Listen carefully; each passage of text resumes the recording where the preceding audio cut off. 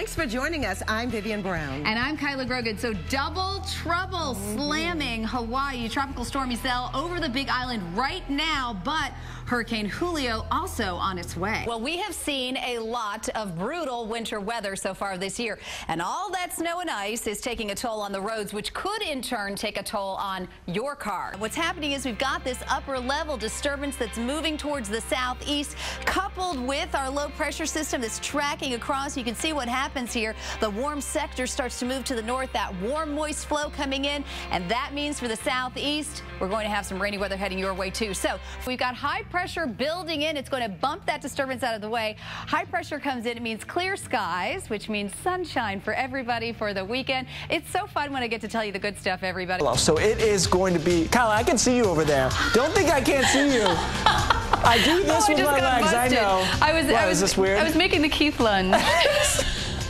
I love you, This is Keith. what I do. This is it. Yeah, I do it sometimes. Like, deep lunge, going in for the degrees. I see you. Oh, he saw me. Busted.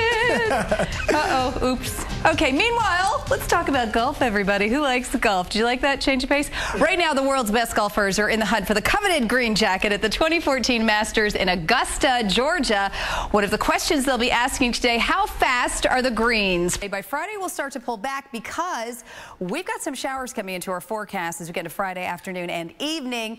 That will help cool us down. So, Paul, the good news is this isn't going to be prolonged in the sense of it's not going to be a week of awful heat, but it is going to be a couple days. And the trade-off is you want it to cool down. We got to get the rain in here. And you know, all those 3 or 4 weeks they had very low humidity, low temperatures in Wasn't Atlanta? that nice? I was out of town.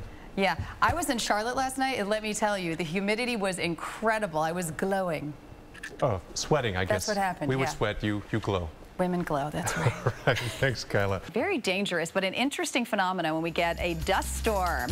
Well, we are going to see rain returning to the desert southwest. The upside of that is it's going to cool many of you down. Phoenix, you're one of the places that's going to see less than triple-digit heat for a few days. How's that sound? Well, the monsoon season does bring the rain in. It starts June 15th and ends September 30th, and over 50% of their annual rain totals fall during this season. The storms can cause strong winds, rain, and as you saw, dust storms. Pretty incredible. What happens is high pressure moves in. It tracks into the southwest, and we get the circulation of the high pressure as clockwise. It draws all of that moisture in, and that's why we start to see this seasonal reversal of winds that brings in all of the rain, the showers, and the storms. It's scary. Absolutely heartbreaking when you hear the terror that these people went through. You're looking at pictures of an EF1 tornado that tore through a Virginia campground this morning, and the National Weather Service has confirmed that it was an EF1. This campground was near Chariton, Virginia. And joining us on the phone, Bill Samler from the National Weather Service in Wakefield, Virginia. Bill, you're on the team that surveyed there. Can you tell us what some of the telltale signs are of things that you saw, damage that you saw, that made you rate this at EF1? The biggest piece, Kyla, was the trees, and when you see really large trees, and some of these are 75, 100-year-old loblolly pines that have withstood a lot of storms. Now, Bill, you were on the scene, and I'm just curious if you saw any structure. I mean, it doesn't look like in a campground people really had anywhere to go, but did you see any structure that might have provided some shelter for them? You know, it's really hard, Kyla, to pinpoint any one structure. Well, let's bring it back. The thing about this video is it looks like the person stops, thinks about it, and goes for it. Here it is. I can't imagine. Okay, they're going.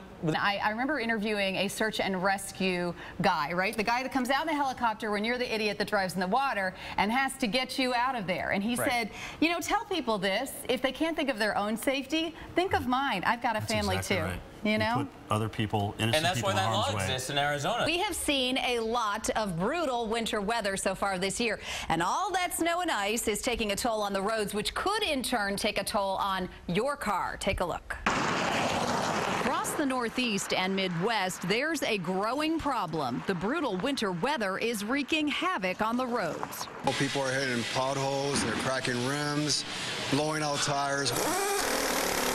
potholes are cropping up in record numbers thanks to heavy snowfall and colder than normal temperatures. And this year, the problem is especially bad. Already, many cities have exhausted their budgets for road repairs and haven't even put a dent in the problem. Any metropolitan area with heavy traffic like we have here in Washington, D.C. are going to see a lot of potholes. The problem is that as soon as we fill them, the temperatures are going up and down, and we just can't keep the road from cracking. That familiar cycle of freezing, then thawing, lets water seep into cracks in the roadways, and as it freezes again, it can actually expand with such force that it pushes away the gravel layer below and creates a hole under the pavement. Then we drive over it. The weight of traffic can push right through the pavement. The Northeast has been especially hard hit. In Boston, they've already had 4 times more potholes reported this winter than last, and that can mean major problems for drivers. But did you know that you may not have to foot the bill if your vehicle is damaged by bad road conditions? Many local and state agencies will actually allow drivers to file a claim for the cost of repairing the vehicle, depending on how it happens. Meanwhile, experts say it will likely be spring before busy road crews can get ahead of the problem and provide a long-term fix for the roads. They're exhausted. They've been working very, very hard. So if you live in a city that has a road crew, thank them. Send them some donuts or bring them a cupcake, because they've been doing a great job. Never underestimate the power of a good cupcake. Yeah, that's what I've been doing wrong. It's why there's still potholes in front of my neighborhood. Well, now you know. Yeah, I can fix it. Well, plenty more ahead in the next hour of Weather Center Live. We're going to show you some areas of the South that are in for a soaking. Well, it is February. That means love is in the air. And do you know that a lot of people meet their mate while they're walking their pet? In fact, Sandy is joining us, and that's what happened to you. Yes, my dog sat on my now husband's foot, and I stopped to apologize. So it's important to keep your pets looking good because you might meet that special someone. Exactly. And also, they say that people look like their pets, so you want them to look good. Precisely. So you've got to start with good breath, right? Yes. So something like greenies will keep your dog's breath fresh and keep your dog occupied while you're chatting. Yeah, Jinx seems to really like this. And of course it's winter, so they're indoors more and they shed more. So you Right. need to groom, and you need an all-purpose shampoo to make sure that you get rid of all that loose shedded hair and have them looking at their best. Okay, now another thing that we deal with this time of year is pets are going to be indoors for longer hours. If there's a blizzard, maybe they can't get outside to go to the bathroom. So we've got some solutions for that as well. Yes, a puppy wee-wee pad like these 4-paws pads are an excellent idea. You can put them down in the same spot all the time, and your dog will know that that is an indoor toilet that is okay to use. All right, now let's talk about what we might do to help occupy the pets when they have those long indoor days in the winter when it's too cold to go out and play. Well, you know, it's interesting because 10 minutes of mental activity is the equivalent of 45 minutes of active play. So if you've got a puzzle like this and you fill it with treats, that will keep them busy for hours, especially when they're home alone. So that's a great way to go. Excellent. All right, thank you so much, Sandy, for the tips. And we also want to point out that Jinx here is from furkids.org, and Jinx is up for adoption along with some other beautiful animals. So if you're ready to be a pet parent, check that out. We actually have a clip from 30% Chance of Betrayal. It's pretty intense soap opera. Check it out. What are you hiding from me? Nothing, Landon. I told you the truth. That we'll be experiencing a cold front coming in from the northwest with highs in the upper 40s.